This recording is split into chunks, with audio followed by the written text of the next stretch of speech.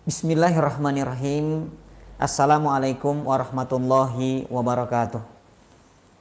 Alhamdulillah. Alhamdulillahilladzi arsala rasulahu Muhammadan ila kafatin nas.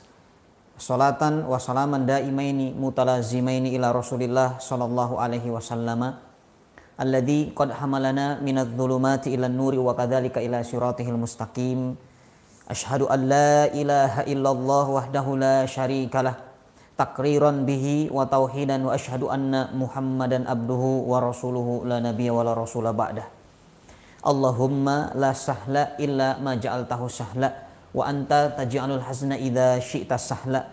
Allahumma inna nas'aluka hubbaka wa hubba man ahabbaka wa hubba amalin yuqarribuna ila hubbika bi rahmatika ya arhamar rahimin. Amin ya rabbal alamin. Alhamdulillahirabbil alamin. Mudah-mudahan pertemuan kita pada kesempatan malam hari ini seluruhnya dalam rahmat, berkah serta ridha Allah Subhanahu wa taala. Sahabat-sahabat ummah yang semoga dirahmati Allah. Saya Taufik Al-Miftah.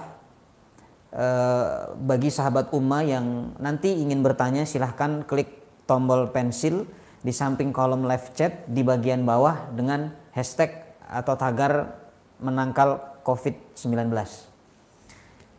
Kesempatan berbahagia ini kita akan mengupas sedikit tentang bagaimana cara menangkal COVID-19 yang memang hari ini sedang mewabah, bahkan bukan hanya di Jakarta, bahkan di negara kita, bahkan mendunia.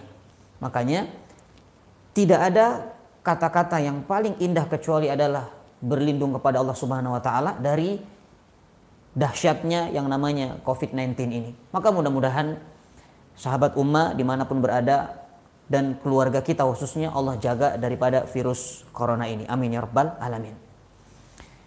Ikhwah akhwat yang berbahagia, perlu saya sampaikan bahwa berbicara tentang wabah ini sudah terjadi dari zaman dahulu, sudah ada. Jadi dari zaman Nabi Musa itu sudah ada wabah. Bahkan dari zaman Rasulullah SAW pun sudah ada wabah. Bahkan zaman Umar bin Khattab pun sudah ada wabah. Ya, maka ini bukan cerita yang baru sebetulnya. Ini memang sudah pernah terjadi. Namun memang berbeda keadaan dan berbeda jenisnya. Yang ingin saya sampaikan adalah penting untuk difahami bahwa dulu ketika ada wabah, kita kenal namanya adalah taun.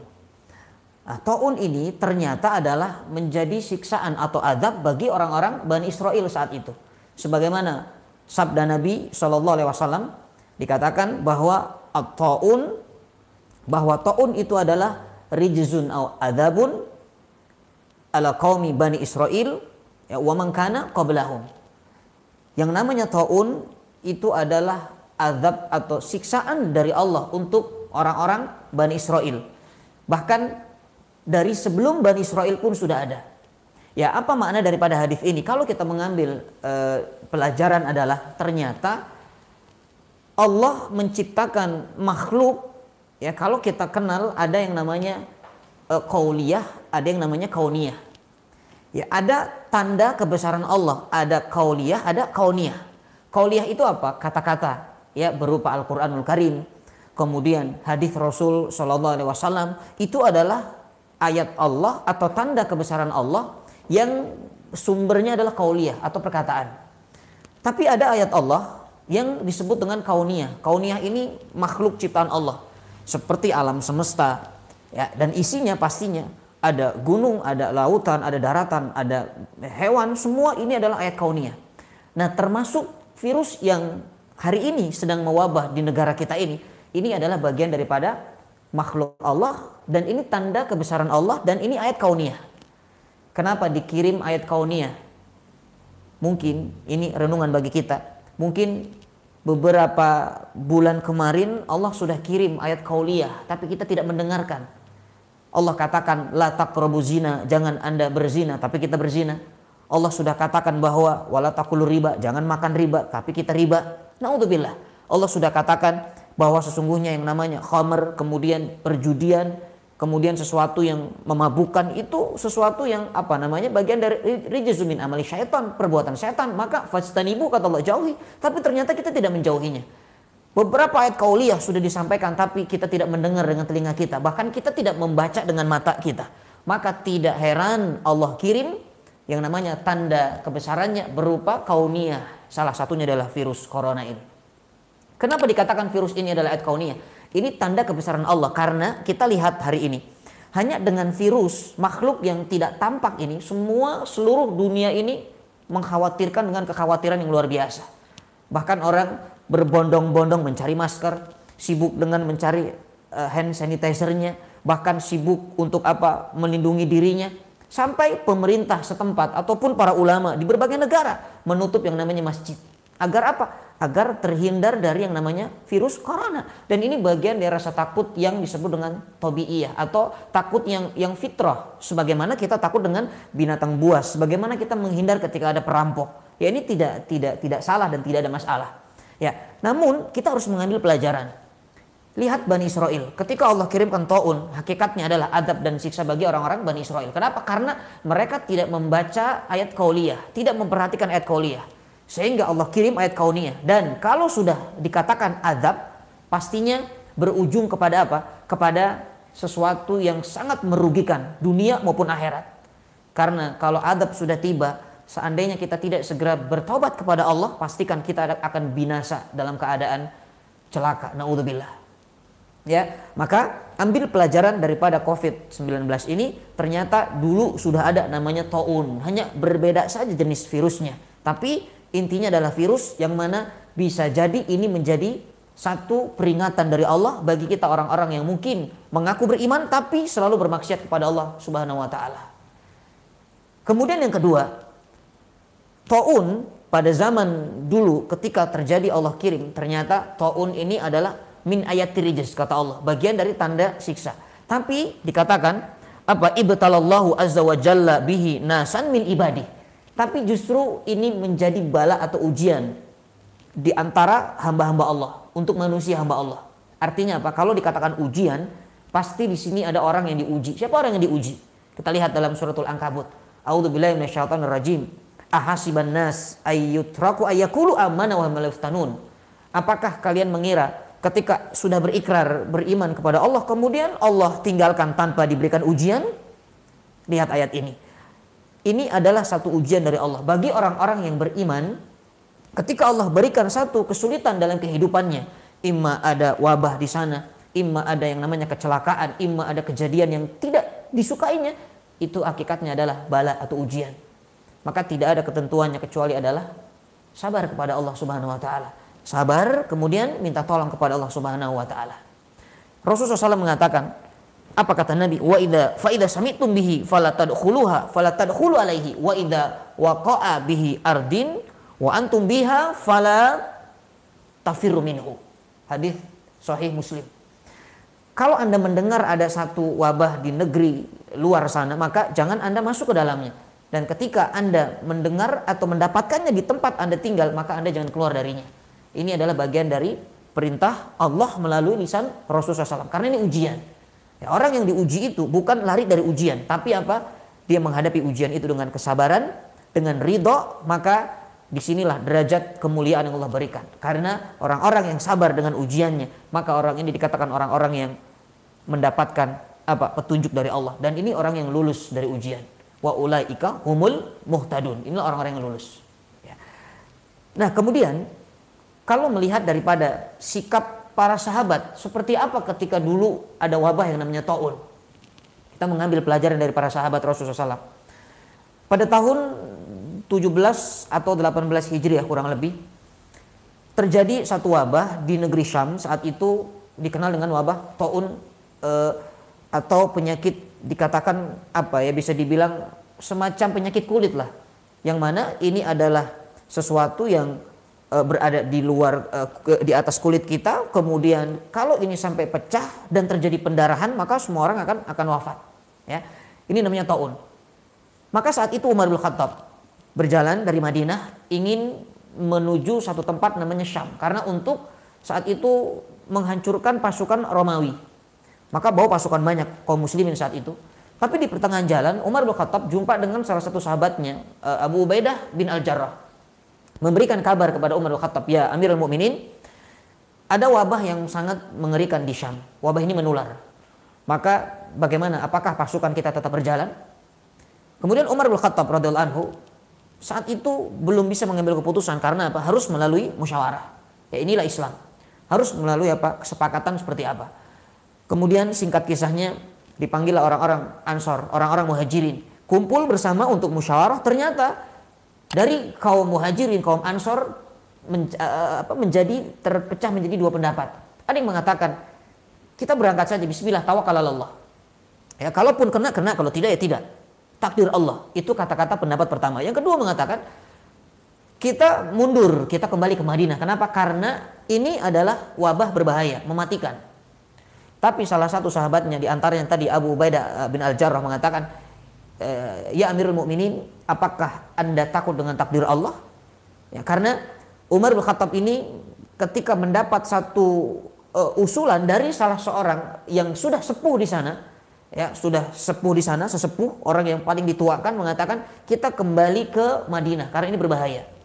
Umar mengikuti saran tersebut, tapi sahabat yang namanya Abdullah bin Ubay bin Jarrah ini mengatakan, apakah takut dengan takdir Allah ya Amirul Mukminin? Apa kata Umar? Mengatakan, afiru min qadarillah ila qadarillah. Ya, aku berlari dari takdir Allah ke takdir Allah yang lain. Artinya apa? Kalau ke Syam itu takdir Allah, tapi takdir yang buruk. Tapi ketika kita memilih untuk kembali ke Madinah, ini adalah kita memilih untuk masuk ke dalam takdir Allah yang terbaik. Ya, maka takdir itu ada dua pilihan. Ada takdir yang memang tidak bisa memilih, seperti kita dilahirkan dari suku mana, dari negara mana, keturunan siapa, orang tuanya seperti apa, kita nggak bisa memilih. Tapi takdir pilihan itu Allah berikan kepada kita. Makanya kita mau menjadi orang soleh atau orang yang toleh atau orang salah, itu adalah pilihan. Kita ingin hijrah atau tidak, itu adalah pilihan. Kemudian termasuk pasangan hidup, itu pilihan. Termasuk ketika ada wabah seperti ini, apakah kita ingin mengisolasi diri kita atau justru kita ingin mendatangi virus itu, maka itu pilihan. Ya, dan ketika kita memilih yang terbaik, pasti hasilnya pun yang terbaik. Maka dari kisah ini, salah satu sahabat namanya Abdurrahman bin Auf mendatangi Umar bin Khattab, ya Umar, aku punya jawabannya tentang masalah ini. Sami'tu Rasulullah SAW. Aku mendengar Rasulullah SAW mengatakan kepadaku, ketika ada wabah, Anda mendengar ada satu wabah di satu negeri, maka jangan Anda mendatanginya. Dan ketika itu terjadi di negeri Anda, maka Anda jangan keluar darinya. Artinya apa? Tetap sabar, berada di dalamnya, tapi tidak berkeluh kesah dan tidak menyalahkan keadaan. Itulah perkataan Rasulullah SAW, dan Umar mengatakan, alhamdulillah, karena aku memutuskan perkara yang benar yang berdasarkan dengan keterangan dari Rasul SAW. Lalu apa hikmah yang bisa kita ambil dari kisah ini? Yang pertama adalah ternyata dalam Islam itu ada penyakit menular. Dan ingat, ketika penyakit itu menular, pasti satu ada sebab, yang kedua ada yang mengizinkan.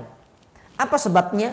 Sebabnya karena kita mungkin tidak menjaga diri dari penyakit yang menular. Sudah tahu itu menular tapi kita mendatanginya. Makanya Rasulullah mengatakan jangan Anda mendekat atau sering terlalu berkunjung kepada orang-orang yang punya penyakit saat itu apa lepra ataupun kusta. Nah, itulah dikatakan apa bentuk daripada ikhtiar kita.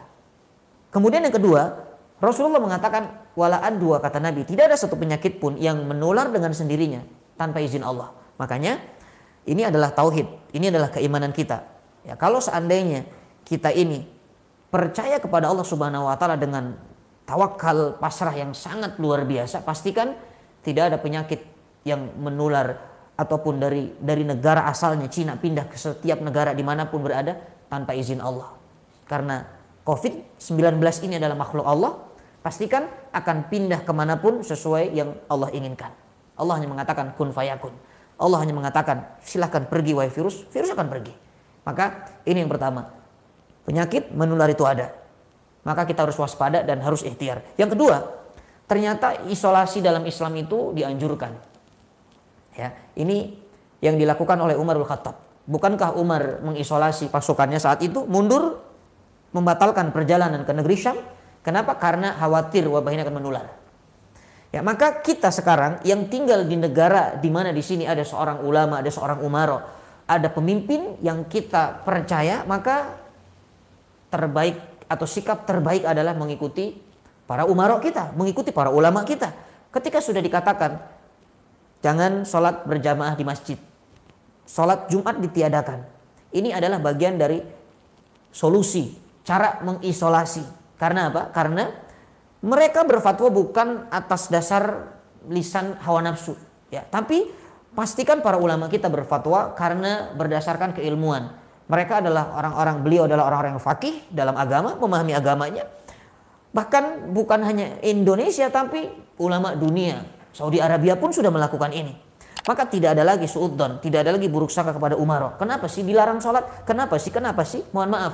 Kalau seandainya ibadah, kita ini ibadah bukan mencari yang namanya ingin dipuji orang atau seperti apa. Jangan merasa paling soleh. Sehingga ketika fatwa sudah keluar, kemudian kita memaksakan diri untuk berangkat ke masjid dengan alasan saya ini paling beriman. Na'udzubillah. Lihat. Rasulullah mengatakan khairun nas anfa'uhum linnas. Sebaik-baik manusia yang Allah cintai adalah orang yang berbuat baik atau bermanfaat bagi manusia lainnya. Ini kata-katanya. Kalaulah seorang dokter saat ini sangat dibutuhkan oleh masyarakat, tim medis bermanfaat untuk orang-orang yang mungkin telah terinfeksi virus ataupun gejala-gejalanya. Sekarang tugas kita bagaimana agar bermanfaat ya. Kita ini bukan tim medis, kita tidak punya ilmunya. Maka tidak banyak berbicara, tidak mengkritisi tim medis, tapi tugas kita adalah mengisolasi diri kita supaya Supaya virus yang ini sedang berkembang ini terputus mata rantainya. Karena itu salah satu bentuk keimanan. Rasulullah mengatakan la yu'minu ahadukum hatta yuhibba li akhihi ma yuhibbu li nafsi. Tidaklah dikatakan seorang mukmin itu memiliki iman yang sempurna kalau dia tidak mencintai saudaranya seperti dia mencintai dirinya sendiri.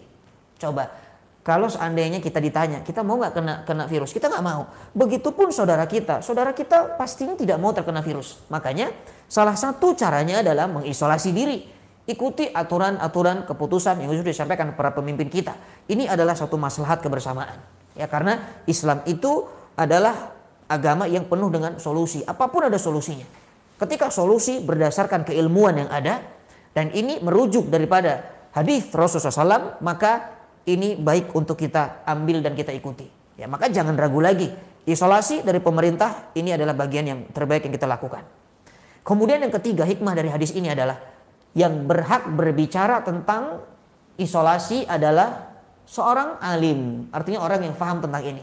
Kalau bukan seorang ulama, bukan orang yang alim dan orang yang faqih tentang ini, sebaiknya tidak berbicara. Kenapa? Karena Allah kelak akan minta pertanggungjawaban. Ini pernah terjadi ketika Rasulullah SAW saat itu dalam perjalanan ada seorang sahabat yang terkena batu lalu berdarah. Kemudian sahabat ini qadarullah mimpi basah, lalu keesokan harinya ingin sholat. Lalu bertanya kepada para sahabat, aku ini sedang sakit, kepalaku ini berdarah, apakah aku harus mimpi basah? Apa kata para sahabat? Tetap tidak ada solusi kecuali mimpi basah. Ternyata sahabat ini mimpi basah, lalu dia wafat. Dan apa yang terjadi? Disampaikan kejadian ini kepada Rasulullah SAW. Rasulullah marahnya luar biasa. Kenapa? Karena kebodohan yang sesungguhnya adalah ketika kita tidak mau bertanya, tidak faham tapi tidak bertanya, bahkan berfatwa dan mengeluarkan kata-kata. Na'udzubillah. Ingat, semua apapun kalau akan dihisab oleh Allah Subhanahu Wa Taala. Kalau tidak ada ilmunya, sudah kita sami'na wa ta'na. Kalau tidak ngerti tentang kesehatan, tidak berbicara kesehatan. Kalau tidak faham tentang agama, jangan berbicara tentang agama.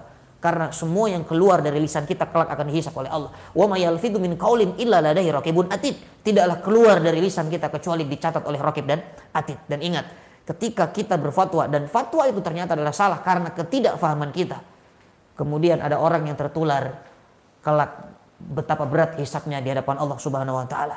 Na'udzubillah.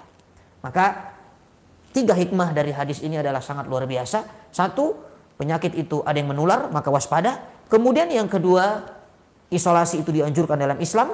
Yang ketiga, ingat, ternyata orang yang boleh berfatwa ini adalah orang-orang yang memiliki keilmuan di dalamnya. Ya. Maka sahabat ummah, ya, sebelum saya lanjutkan, sebagai poin penutupnya adalah bagaimana sikap kita sebagai orang yang beriman tentang virus corona ini. Nanti jika ada yang bertanya, silahkan sahabat umat klik tombol pensilnya di samping kolom live chatnya di bagian bawah dengan hashtag menangkal COVID-19. Ya. poin terakhir dari apa yang ingin kita bahas kesempatan malam hari ini, bagaimana sikap kita sebagai orang yang beriman tentang COVID-19 ini. Yang pertama adalah tetap baik sangka kepada Allah Subhanahu wa taala, ya. Orang yang baik sangka, pastikan Allah akan memberikan yang terbaik dalam kehidupan. Karena apa? Allah mengatakan dalam hadis qudsi, ana inda dzanni abdi bih. Aku ini sesuai prasangka hambaku saja. Kalau hambaku berprasangka bahwa virus ini adalah kebaikan bagi orang-orang beriman, karena ini adalah ujian yang kelak mengangkat derajatnya kalau dia sabar, maka ini akan menjadi rahmat baginya. Tapi kalau disikapi dengan keluh kesah, buruk sangka, ataupun dengan menyalahkan keadaan, menyalahkan Allah, bahkan naudzubillah, ini akan menjadi bencana bagi kita.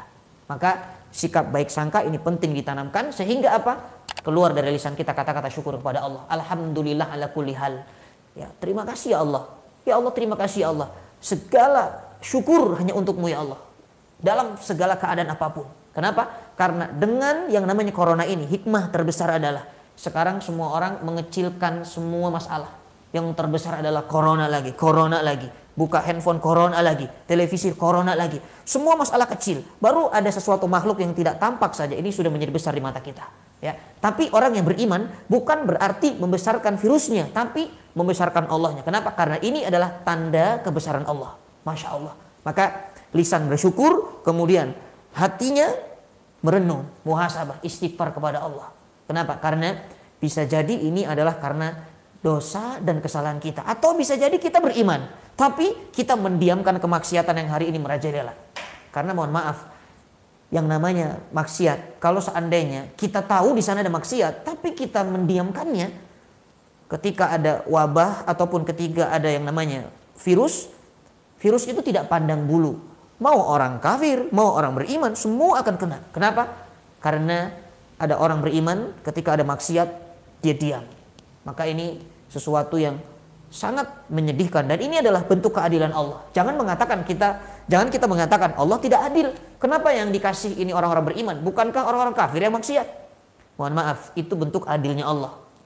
Karena begini, kalau orang beriman ketika ada satu kejadian, ada penyakit atau ada wabah, ketika dia sabar, dia wafat syahid. Masya Allah. Bahkan dia sabar, derajatnya diangkat. Tapi kalau orang kafir, naudzubillah, begitu wafat, pastikan khalidina fiha abadan. Kekal di dalam yang namanya apa? Neraka selama-lamanya. Karena apa? Wafat dalam keadaan kekufuran. Itulah perbedaan. Itulah adilnya Allah. Ya. Ini pernah terjadi kepada Nabi Musa. Nabi Musa saat itu ya berkata kepada Allah. Karena Nabi Musa ini kalimullah. Apa kata Nabi Musa? Ya Allah, kan yang maksiat orang-orang Bani Israel. Kenapa orang-orang beriman ditimpa juga yang namanya apa? Bala ataupun ditimpa musibah. Lalu Allah tidak memberikan komentar, hanya memberikan pelajaran kepada Nabi Musa alaihissalam. Nabi Musa saat itu berjalan lalu lelah, bersandar di sebuah pohon lalu tertidur. Tapi Nabi Musa digigit oleh seekor semut. Mungkin semut rangrang lah ya kalau bahasa kita sekarang. Yang menggigit Nabi Musa alaihissalam hanya satu ekor semut. Tapi ternyata Nabi Musa bangun karena Nabi Musa ini merasa kecewa. Maka satu rumah semut itu dihancurkan oleh Nabi Musa. Lalu Allah bertanya kembali, ya Musa, yang menggigit Anda itu hanya satu ekor semut, kenapa semua semut dihancurkan? Tidak bisa berkata-kata Nabi Musa. Maka itulah hikmah yang ada ketika Allah menurunkan hujan. Allah tidak hanya menurunkan di daratan, tapi di lautan pun Allah turunkan hujan. Ya, ketika Allah berikan wabah atau wabah dalam bahasa Indonesia, bukan hanya untuk orang-orang tidak beriman, tapi untuk orang-orang beriman pun Allah berikan. Maka ini bagian daripada apa? Ujian, ya. Maka tetap baik sangka pada Allah. Itu yang pertama. Yang kedua, sikap kita ikhtiar. Ya, ini penting. Ya, ikhtiar ini adalah bagian dari ibadah. Kenapa? Karena Rasulullah SAW memerintahkan. Mana dalilnya? Rasulullah mengatakan, kalau seandainya ada wabah, Anda jangan mendekat.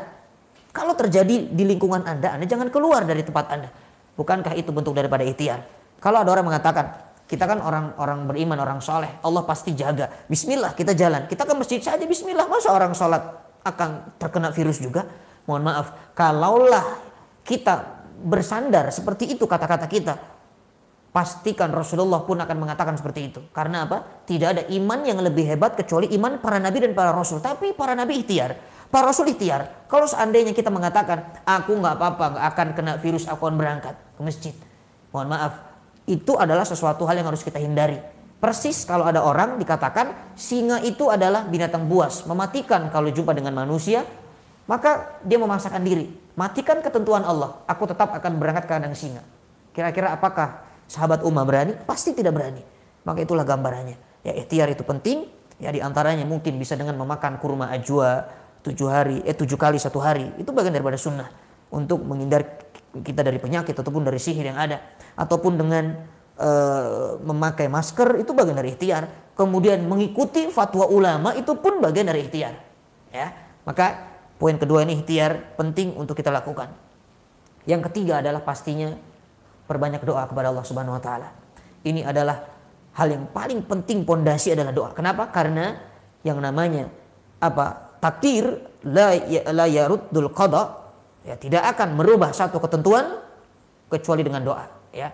Doa itu adalah satu-satunya yang bisa merubah ketentuan kita. Kenapa? Karena doa ini langsung minta kepada yang memiliki virus COVID-19 ini.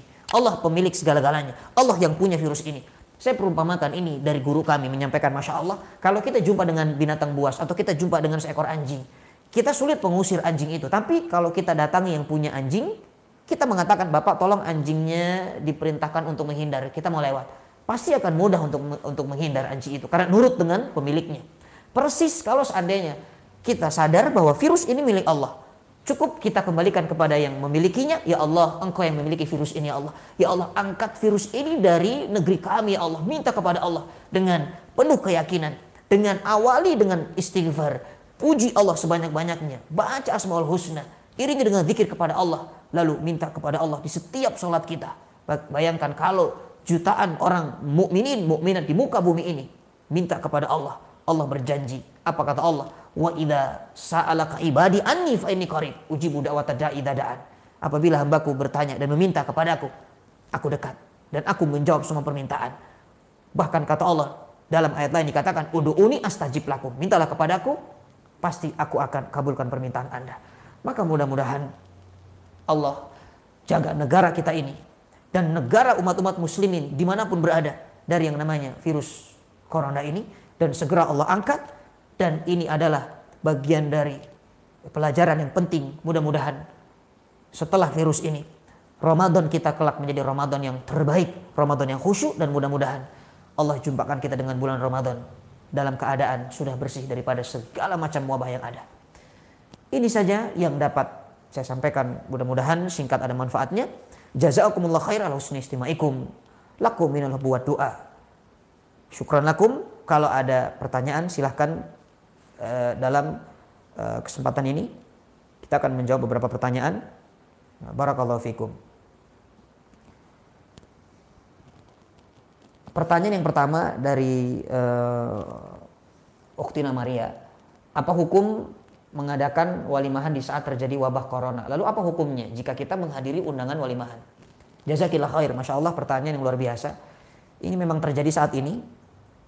Kalau mengikuti daripada fatwa yang ada, walimah itu pastinya akan berkumpul beberapa orang, ya. Karena fatwa yang ada adalah mengisolasi diri, bagaimana agar tidak melakukan perkumpulan yang bisa menyebarkan wabah ini, maka sebaiknya acara walimahnya atau resepsinya silahkan ditunda untuk waktu yang memang nanti dalam keadaan sudah kondusif. Tapi kalau hanya akad, silahkan, nggak ada masalah, karena akad nikah itu hanya butuh 5 rukun saja selesai, ya, tidak cukup banyak orang, itu boleh. Karena yang penting itu adalah akad nikahnya kan, yang penting itu adalah ibadah tuh nikahnya. Kalau resepsinya itu adalah bagian daripada yang mubah, maka silahkan, ya. Hari ini juga terjadi, saya qadarullah tadi diundang oleh salah seorang jamaah untuk menghadiri acara tasyakuran, ya, pernikahan. Seharusnya besok akad di gedung, ya, tapi ternyata karena ada himbauan dari para umara, ya, maka acara akad nikahnya dialihkan di rumah dan hanya didatangi oleh keluarga terdekat saja. Ya, itu tidak membatalkan pernikahan. Ya, silahkan. Ini bisa jadi pelajaran, bisa jadi renungan. Walau bagaimanapun mengikuti fatwa ulama, fatwa umara kita ini adalah solusi terbaik. Ya, mudah-mudahan bisa dipahami. Wallahu yubariku fiik. Pertanyaan yang kedua dari Kopi Senja. Masya Allah, bagaimana menurut Ustadz tentang Mekah dan semua masjid yang sekarang sepi. Bisakah ini dikatakan salah satu tanda kiamat? Jazakillah khair. Wallahu a'lam. Kalau dikatakan tanda kiamat memang bukan hanya hari ini, dari sebelum kejadian ini tanda kiamat sudah cukup banyak kita lihat. Ya, namun kalaulah Mekah dan Madinah ataupun masjid-masjid yang ada menutup, itu bagian daripada isolasi, bagian daripada bermanfaat bagi manusia. Kalaulah tidak bisa menjadi tim medis, maka biarlah tim medis bekerja. Kita pun bisa bermanfaat dengan cara apa? Dengan cara mengisolasi diri kita. Ya. Jadi kalau dikatakan tanda kiamat, wallahu a'lam, bisa jadi ini tanda kiamat karena memang sudah banyak tanda kiamat. Namun untuk lebih dekat adalah memang ini adalah bentuk daripada ikhtiar kita semua dari seluruh umat mukminin dan mukminat di seluruh dunia. Ya, maka mudah-mudahan ikhtiar ini menghasilkan satu hasil yang sangat baik, yang sangat luar biasa dan maslahat bagi kita semuanya. Ya. Wallahi baraku fiik. Pertanyaan selanjutnya, sudah jaga jarak dengan keluarga, tetapi tetangga masih ada yang berkunjung dan ngobrol. Pandangan Ustadz tentang orang yang kurang paham tentang penting jaga jarak itu bagaimana? Jazakallah khair. Kalau memang ini terjadi, kita lihat kalau memang berkunjungnya kira-kira yang disampaikan obrolannya bukan sesuatu yang manfaat, ya bukan sesuatu yang manfaat, maka sampaikan kepada tamu kita, sampaikan kepada orang ini bahwa ini adalah bagian daripada ikhtiar kita. Mohon maaf, ketika saya menolak Anda berkunjung ke rumah, bukan berarti saya ini tidak menghargai Anda sebagai tamu, tapi justru saya mencintai Anda. Kita ini sama-sama kerjasama memutus mata rantai virus ini. Ya, karena apa? Kalau yang diobrolkan tidak manfaat, kita termasuk ke dalam orang-orang yang sia-sia. Bukankah Rasul mengatakan min husnil Islamil mar'i tarkuhu ma la ya'ni? Bukankah tanda kebaikan Islam seorang itu meninggalkan perkara yang tidak berguna? Ya, atau mungkin jangan-jangan orang itu belum paham tentang fatwa ini. Makanya jangan terlalu sering menggunakan bahasa-bahasa yang mungkin sulit difahami. Ada social distancing lah, ada WFH lah, mungkin dia kurang paham. Sampaikan saja, Bu, jangan keluar rumah karena ada wabah bahaya, kalau keluar nanti mati. Insya Allah takut, ya. Itu adalah bagian dari cara mungkin, ya. Syukran, Allah yubariku fiik. Pertanyaan selanjutnya, bolehkah sholat merenggangkan saf saat ada wabah? Ya, jadi ini juga sebetulnya kalau dikatakan sholatnya pasti tidak sempurna, karena sholat berjamaah itu adalah sawu sufufakum kata Nabi, rapatkan barisannya. Makanya kenapa ada fatwa tidak usah sholat berjamaah di masjid? Ya, ini salah satu ikhtiar kita. Kalau ada orang yang memaksakan sholat di masjid, akhirnya apa? Timbul rasa takut sehingga safnya renggang. Kalau safnya renggang tidak sempurna sholatnya. Makanya ulama memberikan fatwa, ya sudah sholat saja di rumah, itu adalah yang terbaik. Karena begini, kita terkadang khawatir karena memang hati kita ini sudah mu'allaqun bil masajid, sudah bergantung dengan masjid. Saking bergantungnya ke masjid, pokoknya tidak ada langkah kecuali ke masjid. Ini luar biasa keimanan. Ya, syukur kepada Allah. Tapi ingat, orang-orang yang ketika dia mentaati ulil amrnya itu pun bagian dari tanda keimanan. Bukan kalau mengatakan taat kepada Allah, taat kepada Rasul, lalu ulil amr? Ya, maka kalau tidak taat kepada ulil amr, hakikatnya kita juga tidak taat kepada Rasulullah, kepada Nabi. Kenapa? Karena ulil amr adalah orang yang harus kita taati. Kemudian para ulama juga warathatul anbiya. Jadi ketika lisan ulama keluar dari kata-katanya, kata-kata yang baik, itu adalah hakikatnya adalah nasihat dari Rasulullah SAW kepada kita yang diwakili oleh para ulama yang faqih dalam hal ini. Maka sebaiknya tidak perlu sholat di masjid untuk berenggang-renggang saf, tapi yang terbaik adalah cukup sholat saja di rumah. Ya, walau bagaimanapun Allah tetap akan catat pahala Anda ke masjid. Kenapa? Karena ini kita meninggalkan masjid karena udzur syar'i, bukan karena unsur kesengajaan. Tetap dikatakan dalam Quran, falahum ajrun ghairu mamnun. Tetap bagi mereka pahala yang tidak akan pernah terputus. Ya. Wallahu yubariku fiik. Bismillahirrahmanirrahim.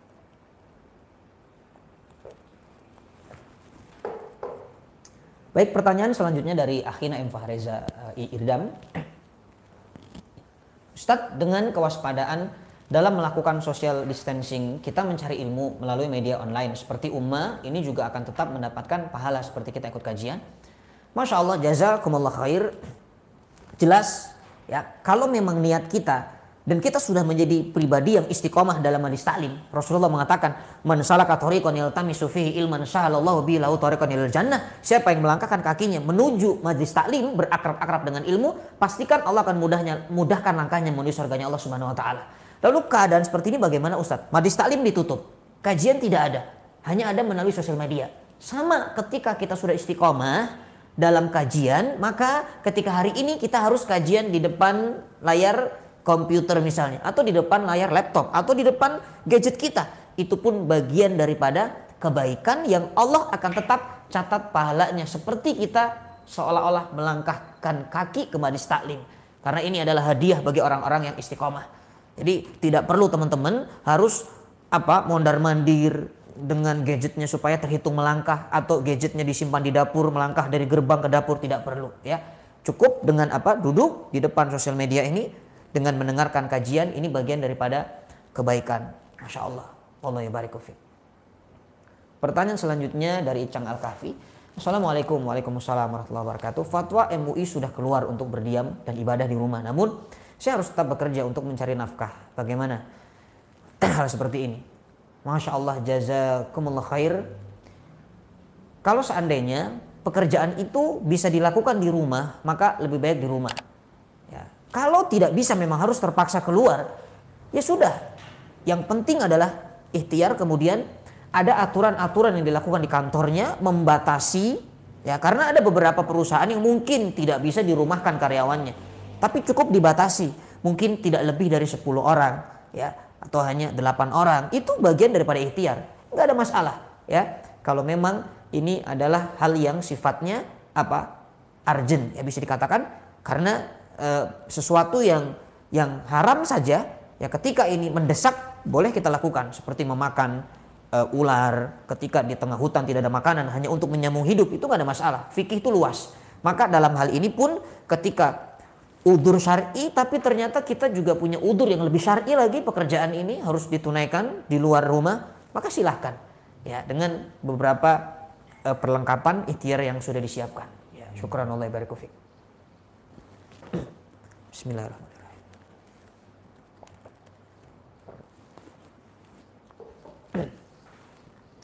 Baik, pertanyaan selanjutnya dari Ukhtina Zakiyah Junaidi. Ustadz, bagaimana nasihat orang yang tidak mau dinasihati untuk isolasi diri? Masya Allah, jazakillah khair. Tugas kita hanya mengingatkan ya. Tugas kita hanya mengingatkan. Watawa sobil haq dalam Quran. Watawa sobi sabar. Ajaklah atau salinglah Anda berwasiat atau menasihati dalam kebenaran. Isolasi ini kebenaran karena ini anjuran. Kemudian isolasi ini adalah fatwa dari ulama. Isolasi ini adalah fatwa dari umara. Maka ini kebenaran. Tapi kalau ada orang yang sudah disampaikan kebenaran, dia menolaknya, maka tugas kita adalah sabar. Ya, karena nggak semua orang suka dengan nasihat baik kadang-kadang. Maka doakan, mudah-mudahan Allah jaga dia, mudah-mudahan Allah bukakan pintu hatinya ya. Ataupun cukup kita saja yang tidak kontak dengannya. Ya, itu adalah cara memutus daripada mata rantai COVID-19. Ya. Jadi 2 poin, tetap istiqomah dalam memberitahunya dengan berbagai macam cara. Tapi kalau memang sudah tidak bisa, cukup sabar dan mintakan kepada Allah Subhanahu wa taala, karena yang menggenggam hati hanyalah Allah Subhanahu wa taala. Ya, syukran Allah barik fiik. Pertanyaan selanjutnya, apa pesan cinta dari Ustadz bagi kami yang sedang berjuang? Masya Allah, ini adalah pejuang medis pastinya ya, pejuang dalam kesehatan. Saya berpesan, doakan mereka, sahabat ummah, demi Allah mereka akan kuat dengan doa-doa kita. Kita tidak bisa berbuat apapun, kita hanya bisa doa dari rumah kita, dalam tahajud kita, dalam zikir kita, dalam sholat kita mintakan agar tim medis ini diberikan kekuatan.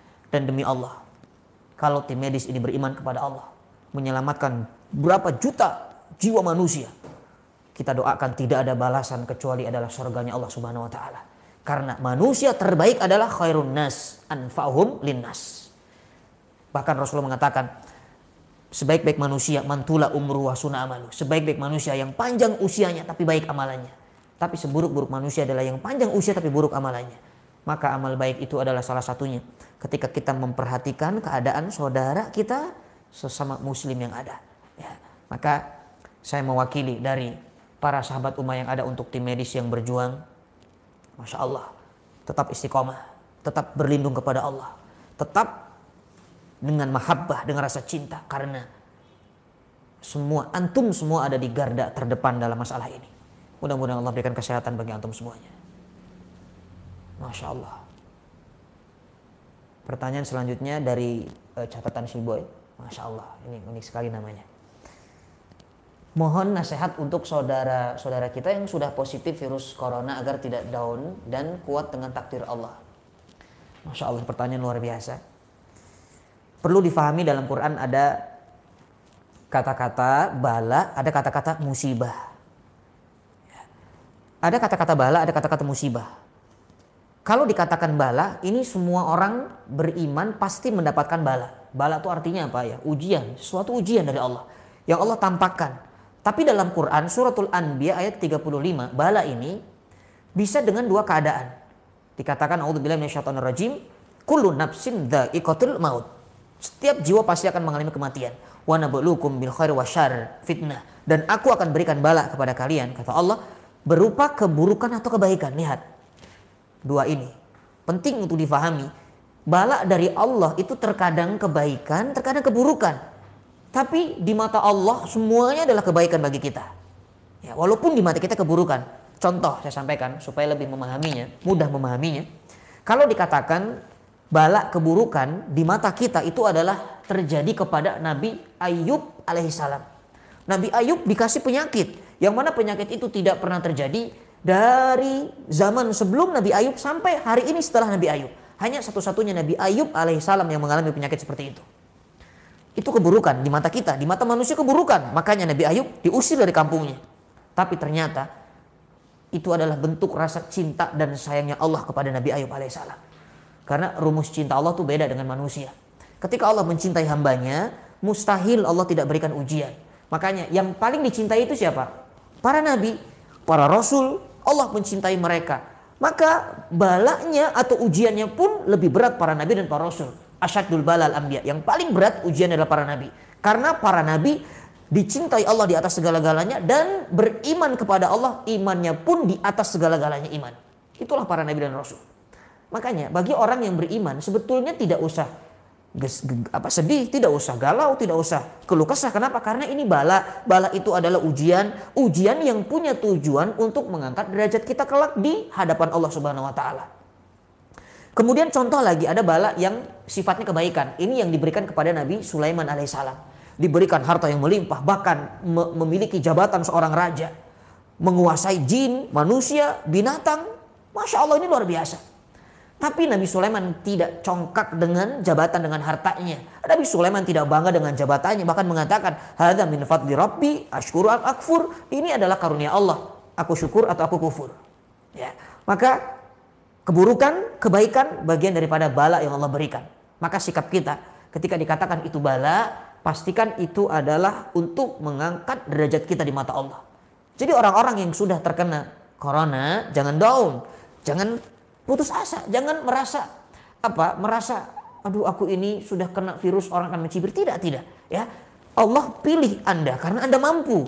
Dalam Quran dikatakan la yukallifullahu nafsan illa wus'aha. Ya, Allah tidak akan memberikan beban kepada siapapun kecuali dia mampu untuk menopangnya. Maka orang-orang yang dipilih Allah terpapar dengan virus ini bagian daripada ujian dari Allah. Kalau kita sabar, kemudian kita ini ridho atas ketentuan Allah, pastikan Allah angkat derajat kita. Itulah bala. Ya, ingat, bala tidak akan diturunkan kecuali hanya kepada orang-orang yang beriman. Nah, yang kedua ada musibah. Nah, ini yang penting kita pahami. Kalau musibah ini adalah sesuatu yang Allah lemparkan kepada hamba-hambanya yang bermaksiat kepada Allah.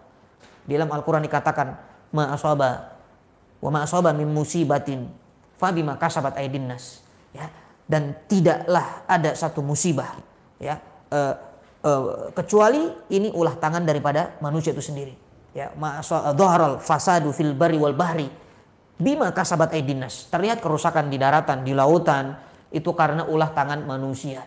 Makanya Allah kirim musibah agar orang-orang yang berbuat maksiat itu segera sadar. Karena terkadang, mohon maaf, kalau ujian hanya diberikan kepada orang-orang beriman, orang yang maksiat itu akan terus dalam kemaksiatan. Ya, makanya Allah tuh adil, diturunkan kepada orang beriman, kemudian diturunkan juga wabah kepada orang kafir. Kenapa? Supaya orang beriman mengambil ini jadi pelajaran agar dia semakin sabar dan menaikkan derajatnya di sisi Allah. Tapi untuk orang-orang yang maksiat, agar segera ingat Allah, agar segera taubat kepada Allah. Itulah cara Allah. Karena begini, yang namanya musibah, saya akan katakan ini perumpamaan. Kita ini sebetulnya ketika dilahirkan oleh Allah Subhanahu wa taala, kita ini memiliki ketika Allah menciptakan kita di alam ruh, mohon maaf, saya ulangi lagi, ketika Allah menciptakan kita di alam ruh, sebetulnya kita ini sudah beriman dari awalnya, dan kita sudah iman, ya. Kemudian lahir ke dunia ini, iman kita tergantung daripada orang tua kita.